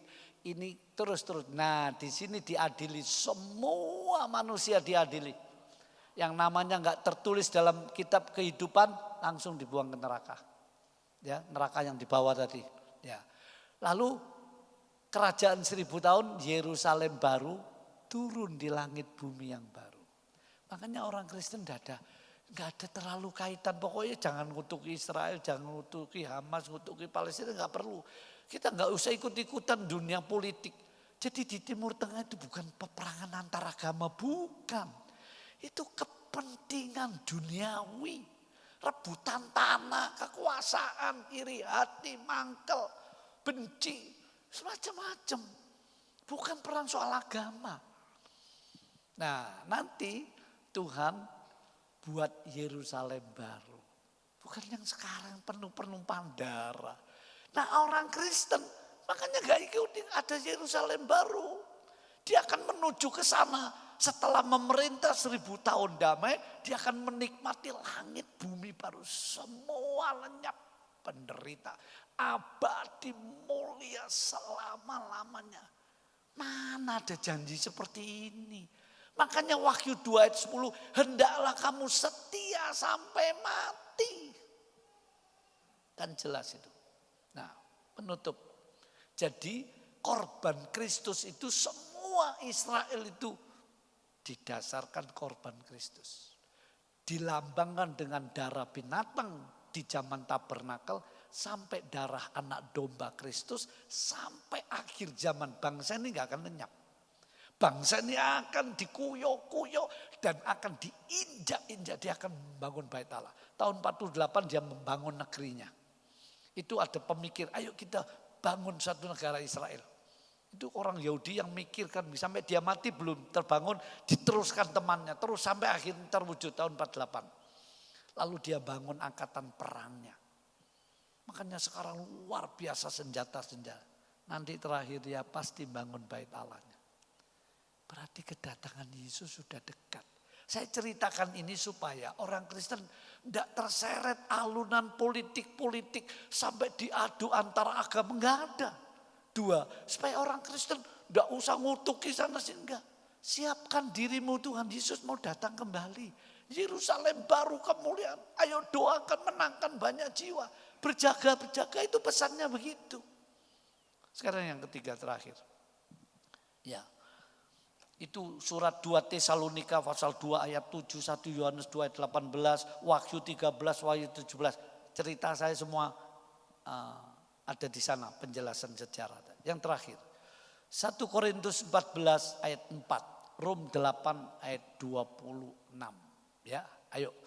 Tentang Yohanes pasal 15, tadi kan saya bicara Israel karena di ayat itu begini, carang yang tidak menempel jadi kering lalu dibakar orang. Ini sejarahnya Yahudi dibakar oleh Hitler, dikam-kam. Digas sampai mati itu 6 juta lebih, mengerikan. Saudara boleh searching di Google. Ayat ini genap. Israel karena tidak taat, tidak setia. Dia mengalami sejarah yang mengerikan. Tapi karena Tuhan tidak pernah ingkar janjinya pada Abraham, pada Daud, tetap Israel akan diingat. Hebat ya Allah kita itu. Tapi yang ketiga, ayat 7. Kalau firmanku dalam kamu, kamu dalam aku, mintalah. Ini rahasia doa yang efektif karena korban Kristus. Saudara boleh doa semalam untuk puasa sebulan. Kalau Yesus tidak korban, jangan harap doamu bisa diterima. Makanya kalau kita berdoa dalam nama Tuhan Yesus ya Bapa aku peralaskan. Artinya apa? Dia berkorban. Supaya kita boleh diperdamaikan. Nah, begitu anak Tuhan lahir baru, ciptaan baru dalam Kristus, dia diselamatkan, makmur, rohani, jasmani, macam-macam. Ya, dia nggak ngikuti lagi sejarah Israel secara jasmani, tapi dia menjadi Israel rohani, nggak Yerusalem jasmani, tapi Yerusalem yang baru. Maka selagi di dunia yang penuh susah, tantangan, kesulitan, doa yang gimana? Saudara, saya ingin memberitahu, doa anak Tuhan luar biasa pengaruhnya untuk sebuah bangsa. Sebuah situasi, betul, sungguh benar. Karena itu Tuhan bilang, berdoalah kamu. Berdoalah dan berjaga. Suruh doa. Sebab doa anak Tuhan ini punya akses istimewa di hadapan Bapa itu. Karena korban Kristus. Nah, mari kita ingat doa yang efektif itu apa? Doa iman. Datu. Orang doanya pendek dengan iman saja. 2. Doa dengan hancur hati. Kata Yesaya, Tuhan bilang sekalipun aku tinggal di tempat yang maha tinggi, tapi aku diam di hati yang hancur. Doa yang efektif, yang tepat guna, iman. Terus rendah hati, hancur hati. Yang ketiga ini sedikit ya, dibaca ayat terakhir. 1 Korintus 14 ayat 4. 1 Korintus 14 ayat 4, silakan. Pemain musik bisa segera naik ya. 1 Korintus 14 ayat 4. Siapa yang berkata-kata dengan bahasa roh, Nah, ia ya. membangun dirinya sendiri. Tetapi siapa yang bernubuat, ia membangun jemaat. Nah, surat 1 Korintus ini saudaraku bicara tentang bahasa roh. Kalau saudara baca Rom pasal 8, roh itu menolong kita berdoa karena kita tidak tahu apa yang sebenarnya yang patut kita doakan. Jadi begini saudara, doa yang efektif itu dasarnya korban Kristus. Prakteknya doa dengan iman, doa dengan kerendahan hati, penuh kehancuran hati. Tapi ada yang lebih efektif, doa dalam roh. Bahasa roh. Bahasa roh itu begini jelasnya. Ini sering jadi pertentangan. Oh itu kan 1 Korintus bahasa roh untuk orang yang tidak beriman. Teliti baik-baik dulu. Salah satu Paulus ngomong, aku suka kalian semua berbahasa roh. Maksudnya bukan di gereja terus pakai mic jor-joran bahasa yang wala-wala. Waduh rame. Bukan itu dulu tujuannya. Bahasa roh itu begini. Kalau saudara berdoa, tidak perlu di pikiranmu itu pakai kata-kata. Misalnya Tuhan toko saya kok gini. Nanti ini kontraknya apa. Saudara menyusun kalimat. Saudara mikir nanti kontrak ini. Kira-kira siapa yang meneruskan ini. Ini bagaimana. Itu namanya doa di alam jiwa. Iblis bisa nyabut itu. Pikiran kita kacau. Tidak bisa nyembah. Karena kita nyusun kalimat. Salah enggak.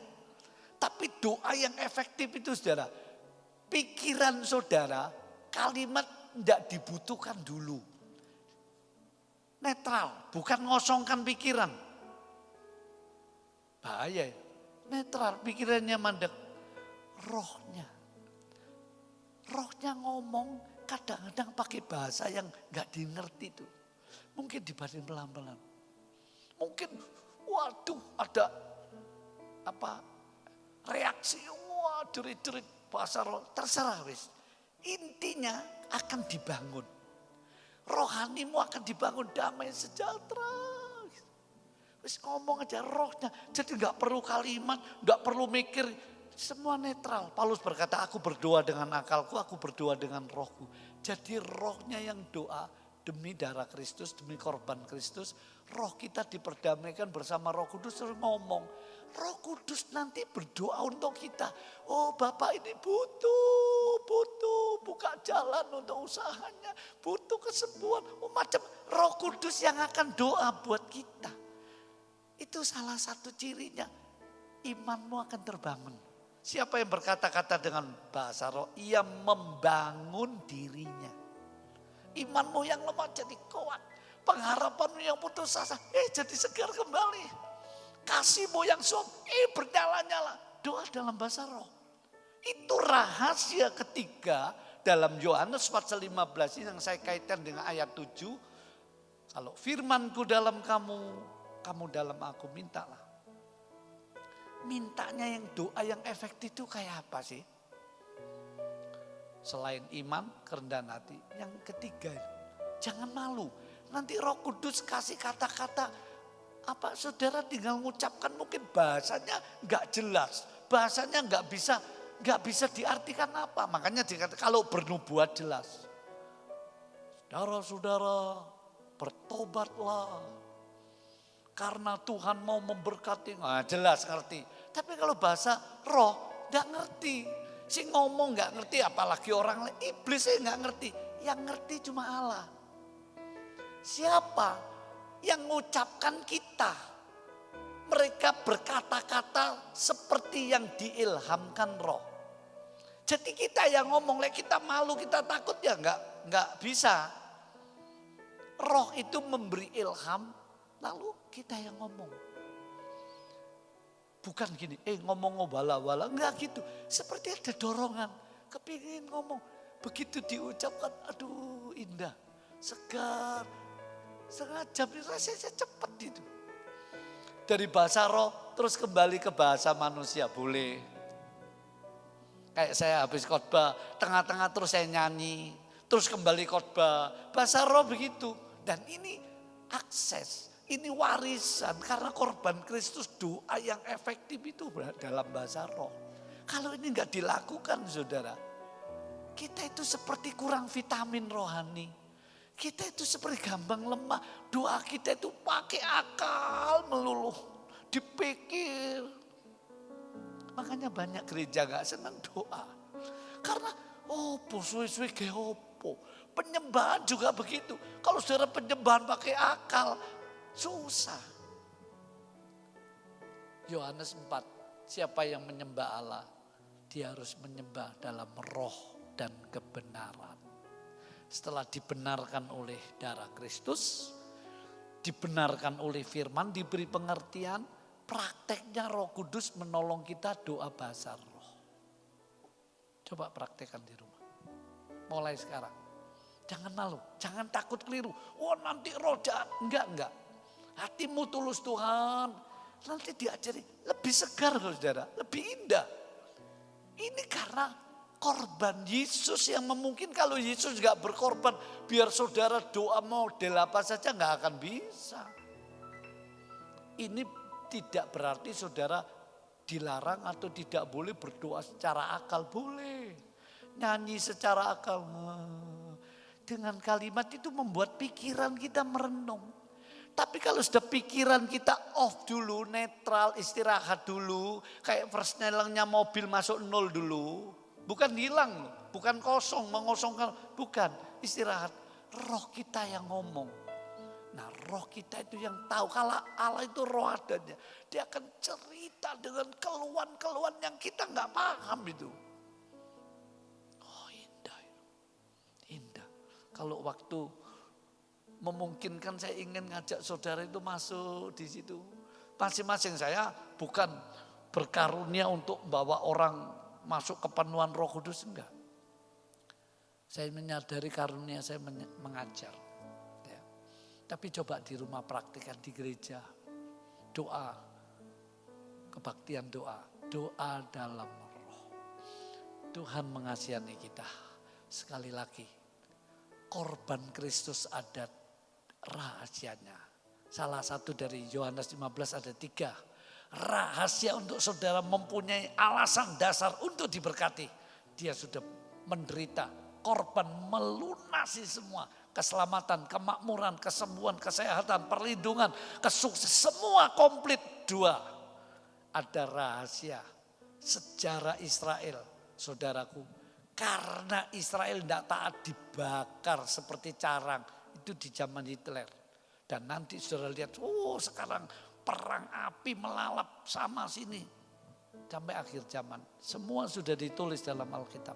Sampai antikris muncul. Yang ketiga, Yohanes bilang, maka doamu dijawab. Karena korban Kristus berdoa yang efektif, berdoa dalam roh. Mari kita berdiri, pelayan perjamuan suci supaya tampil ke depan. Di atas korbanmu mungkin. Di atas korbanmu ku alaskan habisanku. Di atas korbanmu. Di atas korbanmu ku percayakan hidupku. Yes, amin.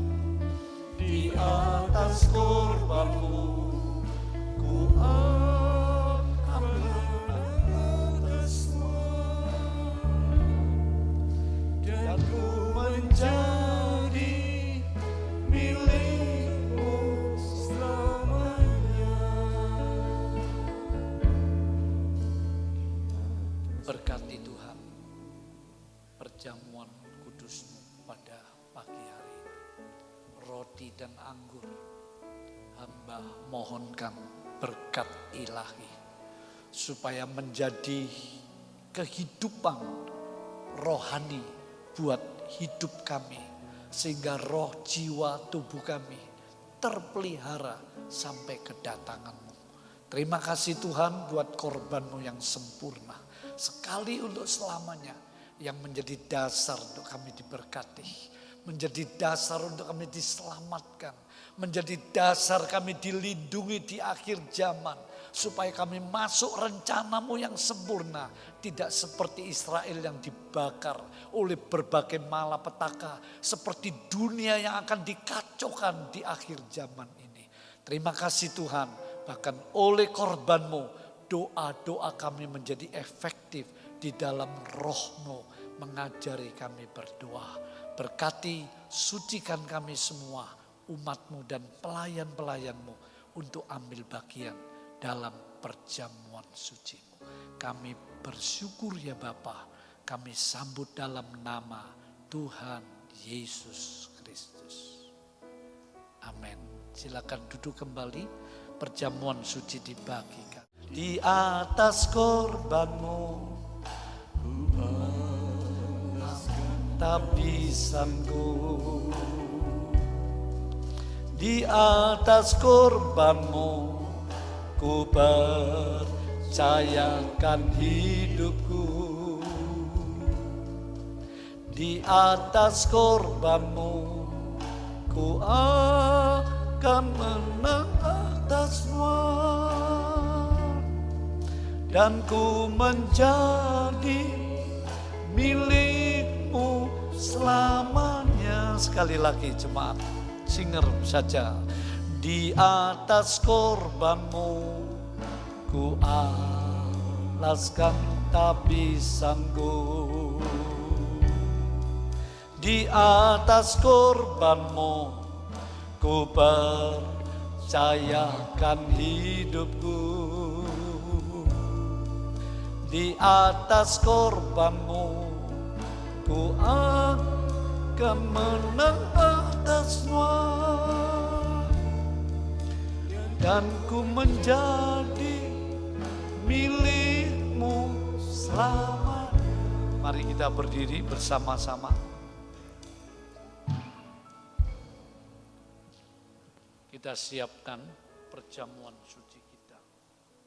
Kita angkat roti yang menunjuk kepada tubuh Yesus Kristus. Dia bersabda, inilah tubuhku yang kuserahkan karena kamu sekalian. Ambillah, makanlah untuk mengingat akan daku. Aku roti hidup yang turun dari surga.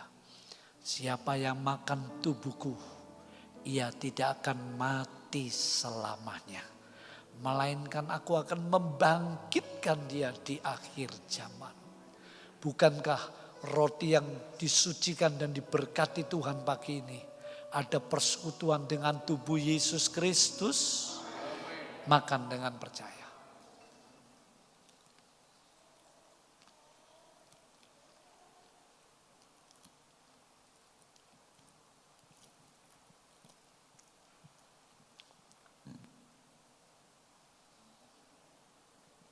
Kita angkat cawan darahnya. Inilah darahku, kata Yesus. Darah perjanjian baru yang kutumpahkan karena kamu sekalian untuk jalan keampunan dosamu, jalan keselamatan, jalan kesembuhan, jalan kesuksesan, jalan berkat, jalan perlindungan. Ambillah, minumlah untuk mengingat akan daku. Siapa yang makan tubuhku, minum darahku, aku di dalam dia dan dia di dalam aku. Bukankah cawan yang diberkati, disucikan Tuhan pagi ini benar-benar ada persekutuan dengan darah Yesus? Minum dengan percaya.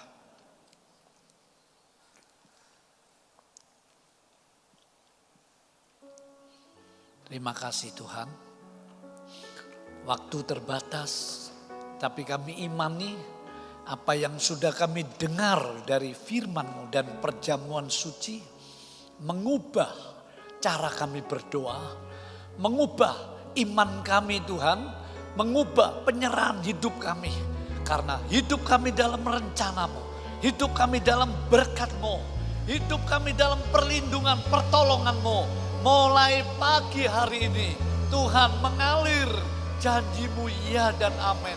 kami Israel rohani sampai zaman ini berlalu, sampai bersama Tuhan dalam kemuliaan pemerintahan yang abadi, mempelai surgawi kami. Terima kasih banyak. Hamba terbatas menjelaskan, tapi mari Roh Kudus, jadikan firman-Mu ini perubahan demi perubahan dalam hidup jemaat-Mu sampai Engkau datang kembali.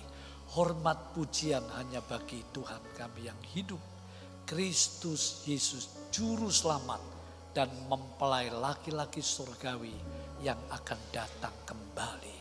Hamba naikkan syukur dan imani perjamuan suci sudah memberkati kami. Puji Tuhan, haleluya. Yang percaya katakan amin. Atas nama Gembala dan segenap sidang jemaat, kami mengucapkan terima kasih kepada Bapak Pendeta Yeftah Hadi Sugianto untuk pelayanan pada pagi hari ini. Kiranya untuk segala pelayanan dikerjakan beliau, Tuhan yang membalas dengan berkat yang melimpah. Kita akan mendapat kesempatan untuk membawa persembahan bagi Tuhan.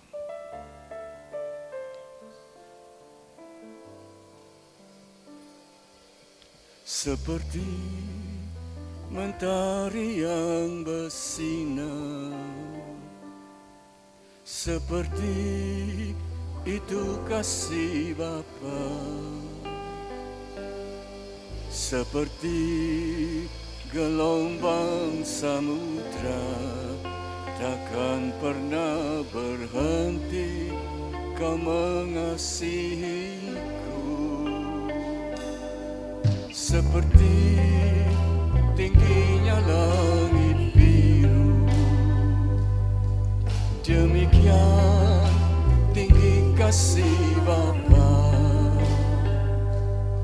Sedalam lembah yang mau, demikian dalam Kau tebus hidupku. Kasih-Mu lebih dari mentari yang tak pernah berhenti memancarkan sinarnya.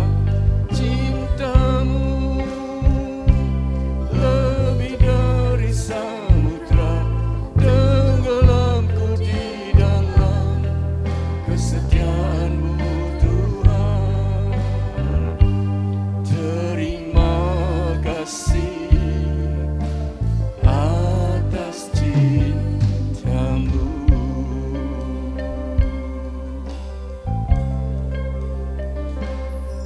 Seperti mentari yang bersinar, seperti itu kasih Bapa, seperti gelombang samudra takkan pernah berhenti Kau mengasihiku. Seperti tingginya langit biru, demikian tinggi kasih Bapa. Sedalam lembah yang mau, demikian dalam Kau tebus hidup. Kita bangkit berdiri, saudara. Kasih-Mu lebih dari mentari yang kan pernah berhenti memancarkan sinarnya. Cinta-Mu lebih dari samudra, tenggelamku di dalam kesetiaan-Mu Tuhan. Kasih-Mu lebih dari mentari yang tak pernah berhenti memancarkan sinarnya. Cinta-Mu lebih dari samudra, tenggelamku di dalam kesetiaan-Mu Tuhan. Saya mau kepada Bapak Pendeta Yefta menaikkan doa penutup dan doa berkat. Yang tak pernah berhenti memancarkan sinarnya cintamu lebih dari samudera, tenggelamku di dalam kesetiaan-Mu Tuhan.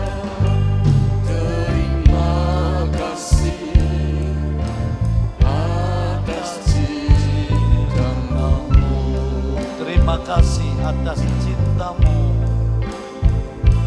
Terima kasih atas cinta-Mu. Sekali lagi terima kasih atas cinta-Mu. Terima kasih atas cinta-Mu. Mari kita angkat wajah, tangan kita, dan rasa syukur kita. Segala puji, hormat, kemuliaan bagi Anak Domba, penebus kami yang hidup, Allah yang setia dalam Kristus Yesus, yang sudah ada dan akan datang kembali. Hormat, kebesaran hanya bagi Engkau ya Tuhan. Jemaat yang dicintai Tuhan, turunlah atasmu berkat melalui firman dan perjamuan suci. Berkat rohani jasmani, pribadi keluarga, hari ini esok sampai Maranatha. Tuhan Yesus datang kembali, dimeteraikan oleh kesetiaan Bapa, Putra dan Roh Kudus Allah yang Esa, yang Maha Kuasa, yang hidup, memberkati saudara. Puji syukur haleluya dalam nama Tuhan Yesus Kristus. Melindungi saudara, tiba dengan sejahtera di tempat masing-masing. Haleluya. Amin. Sampai jumpa pada ibadah yang mendatang.